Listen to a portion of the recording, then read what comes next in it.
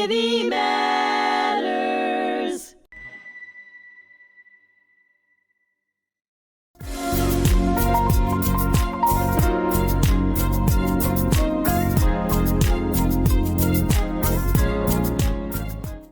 Welcome to HMTV here in the brand new studio at the Holocaust Memorial and Tolerance Center. My name is Peter Suchmann. I'm a retired science teacher from Great Neck Schools and from the North Shore Hebrew Academy in Great Neck.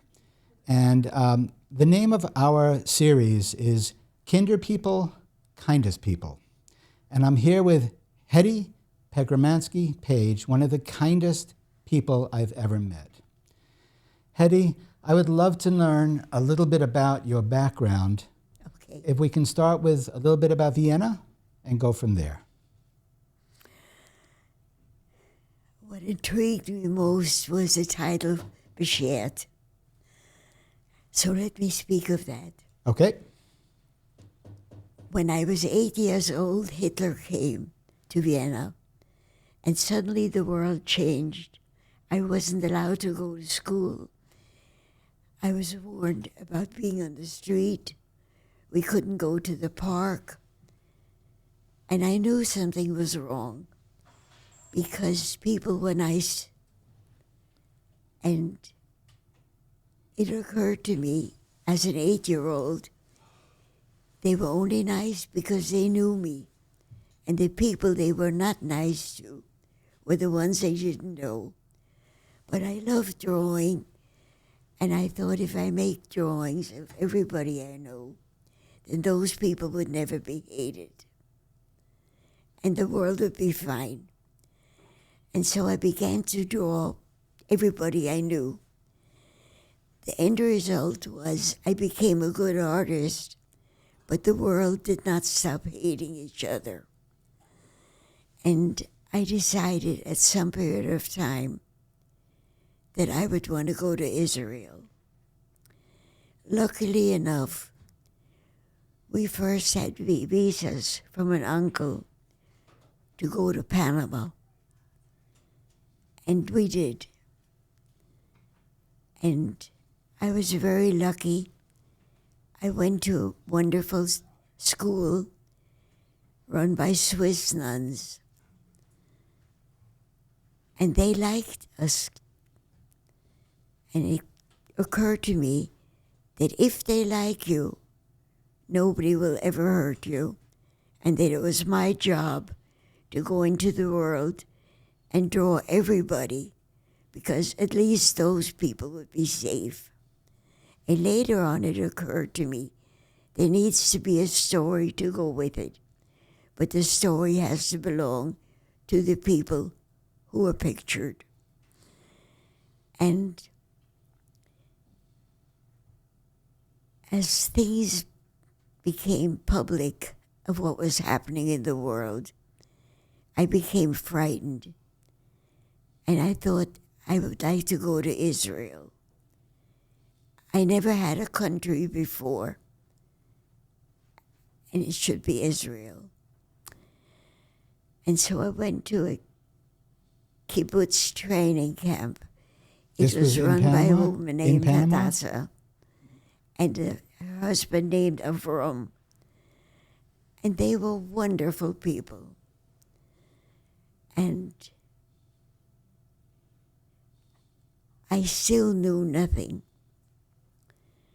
What I did learn later on was, first of all, Jewish people had little metal boxes in their kitchen. And money was always put in to buy land in Israel. But I, like the young people nowadays, who, unlike me, don't do research. I didn't do research. And I didn't know that that money did not go to the people who lived on the land. They went to the rich sheiks. People who lived in the land did not own the land. The land was owned by, and I don't know if I'm pronouncing the word correctly, a sheik. Mm-hmm. Did I pronounce it right? Yes. I still have a German accent. Okay. And as I became an adult, I began to research. When people give to charities, who do they give to? Right now, my email is filled with people saying, if you give us this, we will broadcast this program. But they won't let me speak. Mm. So who knows what they will say. And I started this deep desire to do my own speaking. And then I met Peter. Well, let's put this into some historical context. You were born in 1929 in Vienna. One of the things I found so interesting in our discussions was your father took you for walks around Vienna. Can you talk a little bit about that? Your father loved Vienna. Yes. Yeah. My father was born to a poverty-stricken family in Poland. And his job at that time, they had a little store, was to go when the rent was due, to go from family member to family member, or shopkeeper to shopkeeper, and borrow the money for that month's or week's rent. And he once went to see the man who collected the rent while the man was eating. And as my father described in the book he wrote for me, he was eating golden yellow chicken soup with orange ribbons of fat floating in it. I remember that from my and childhood. Enough chicken Yes. to feed a whole family on a Sabbath. And he swore at that moment that he would go to Israel. No, that he would go to Vienna and become a traveling salesman and eat that way all his life. And he wrote a book for me about his family. And I'll never forget that sentence of golden, yellow, orange, rings of fat floating. And then my mother began to write. When we got to Panama, and she wanted to learn English, and she desperately wanted to write about the family who had been killed. So you got to Panama in 1938. So you were 9 years old. I'm born in August. Okay, So August 1929, yeah. So one of the things I wanted to bring out for our viewing audience, when you went for a walk around Vienna with your father, how is it that he got you to pay attention to so many details? He loved Vienna with passion. As a matter of fact, he cried when he had to leave Vienna. Yeah. I never saw him cry before. Mm. In his book he wrote, and then, in spite of having been a hero in the war, Right. they didn't let me stay. And in the book he says, remember, I cried when I had to leave. And I needed to explain the passion with which he loved Vienna. He loved the music, he loved the people, he loved everything. And once a week, we would go for a walk, my brother, my father, and I. And we would walk through the streets in Vienna, and we were not allowed to speak, not a word. Mm. He wanted us to feel it. And when you're a child and you walk through city streets and nobody talks to you, and you have a reward if you don't talk, and you get a chocolate bar at the end of the walk because you kept quiet, you learned. And so I fell in love with the city of Vienna. And when I came to New York, that need to love what I saw took me into the New York streets. And first, I needed to identify with the country And to me, it was going where the immigrants were, which was the Lower East Side. So let's put a date on this. According to your biography, you came to the United States in 1947. So you were about 17, 18 years old. And Yes, it but- says you traveled to Chicago to study at the American Academy of Arts Yeah. and the Art Institute of Chicago. So you already had a strong desire to be an artist. Yes, but I dropped out because they gave me a model. A human model. There was a woman who was being paid to pose for me so I could learn anatomy, Right. but I couldn't learn what my father taught me, which was the soul. And my daughter said to me, "Mom, what do you really wish you could do?" And I said, "I would like to be among people and learn who they are. I need to go among real people." And Joni said, "Then why don't you?" And I said, "European-born women don't sit on street corners. I would have to learn how to do it." And she said, "But why? What's so difficult about that?" And I said, "I could not sit on a street corner." Because you were shy? No, because I was brought up to be very, quote, decent. Right. So you didn't want to attract attention to yourself. Yeah. Got it. And I said to Joni said to Eric, "Dad, Mom wants to stop drawing people who pose. She'd like to go to the street corner and sit down with paint and everything and do that." And Eric said, Now, Eric was your husband? "Yeah, Yes. can I go back to Eric because Of course. so much." Okay. The way my life was formed after my parents was wanting to go to Israel, and they were very much against it because it was dangerous. And I was brought up to be a nice Jewish girl to sit at home. And I couldn't. So Joni said to Dad moments. And Joni is your daughter? Yeah. Yes. And Eric said, "Hedy, in life, learn to do one thing. Do whatever you need to do, as long as you don't hurt anybody. Because the day will come when nobody will allow you to do what you want to do."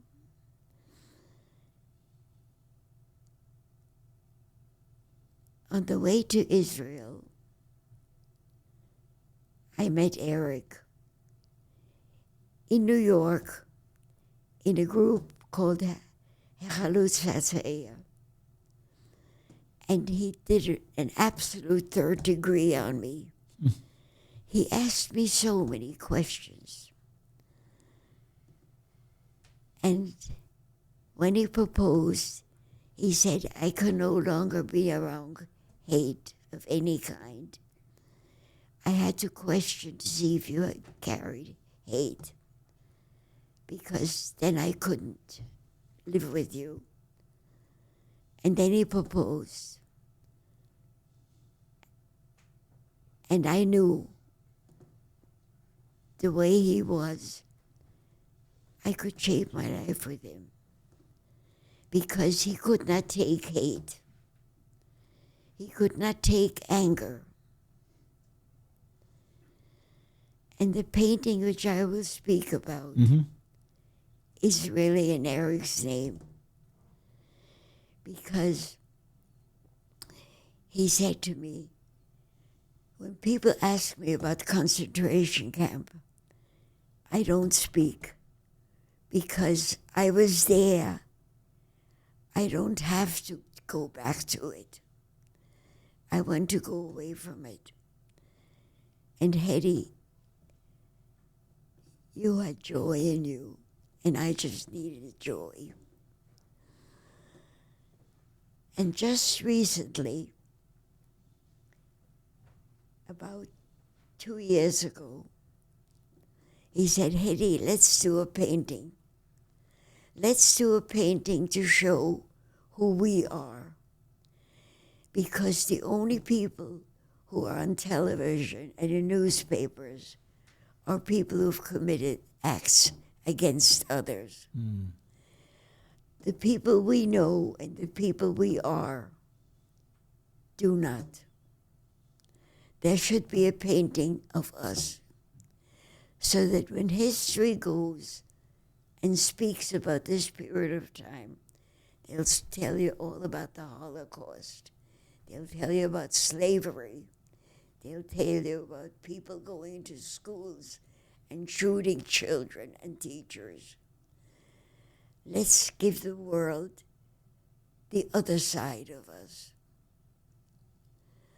And this painting, he said, let's do painting only of people who commit acts of kindness.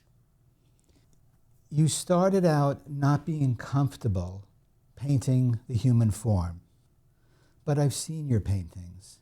They're full of human beings. Something changed.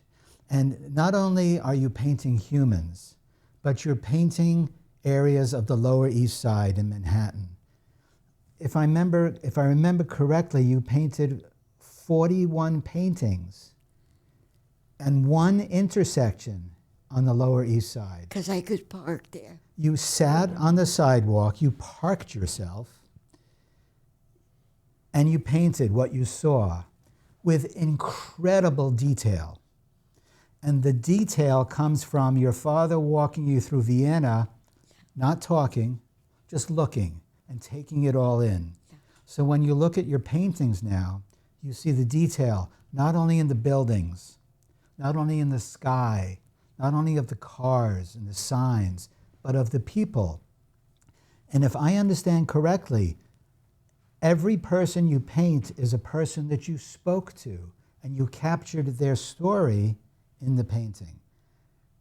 Can you explain that process? How do you do that? Very easily. We are only the words people tell us. They can say anything. It's up to us to believe or not to believe. I sat down at the corner of Orchard and Delancey when Eric had said to me,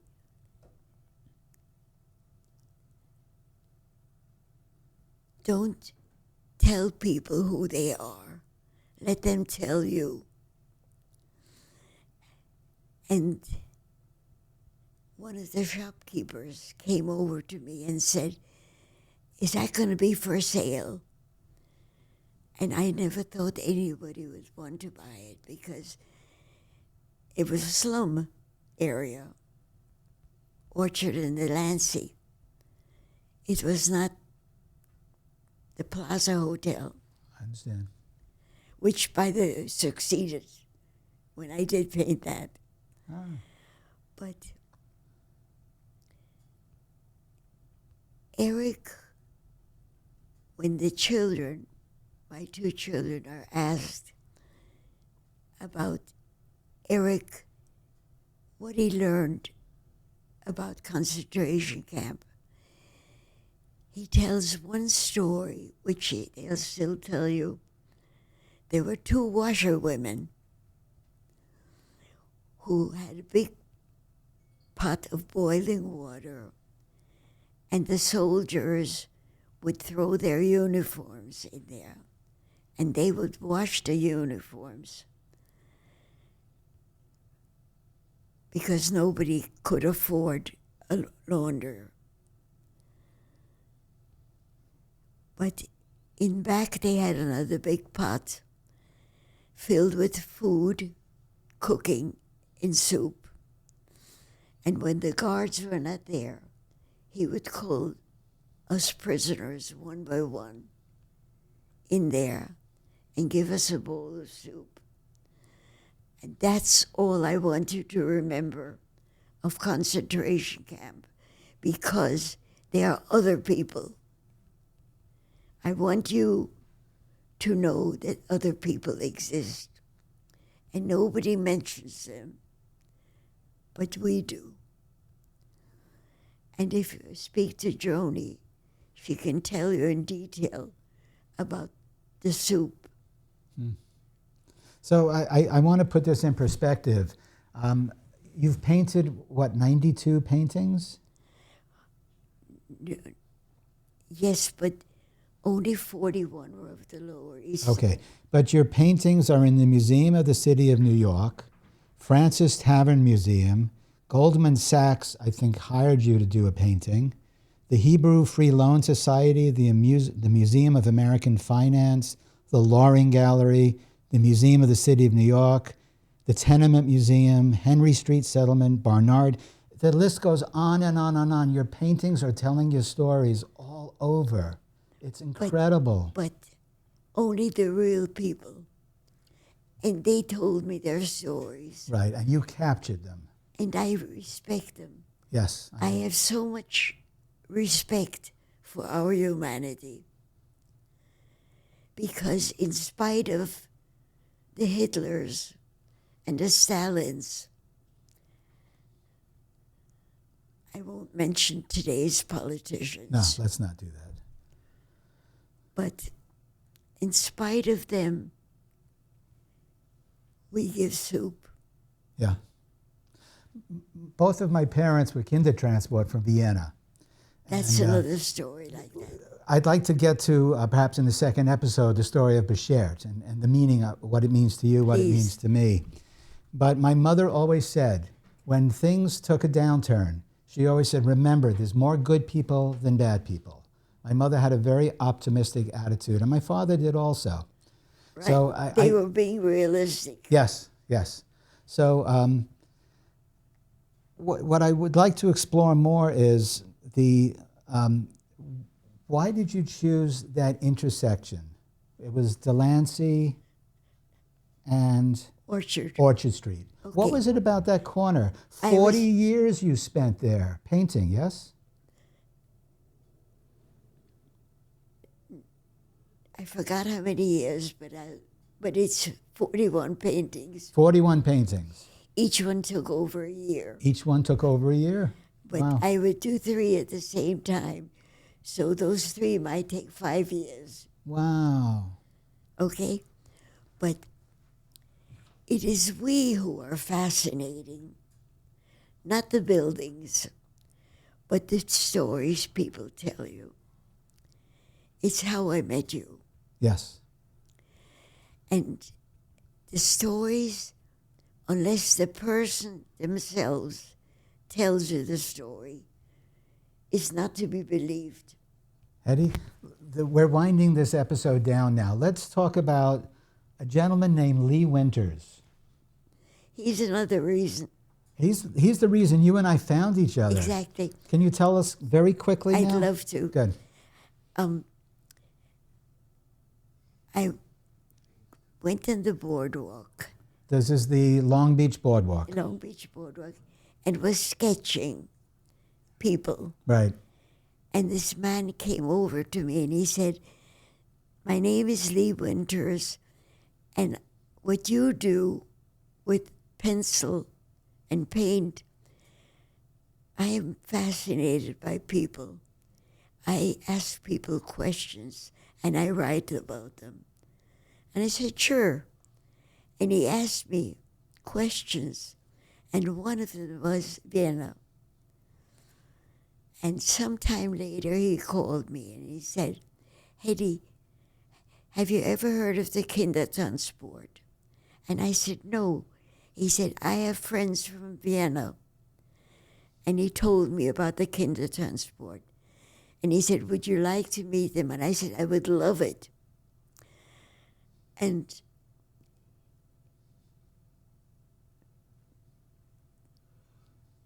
you people opened up the world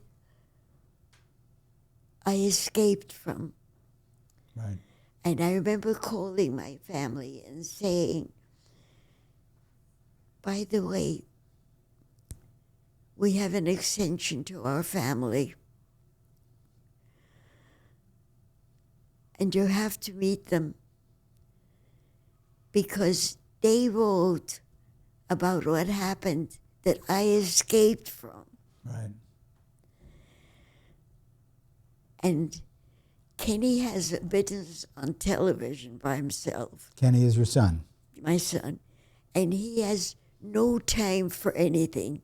He said, as long as they don't mind waiting until I have a free night. And Joni was able to. And we're still waiting for the family getting together. Okay. We're out of time for today, Hedy. We're gonna shoot another episode and continue your story. But I want to thank you so much for coming in for our first episode of Kinder People, Kindest People.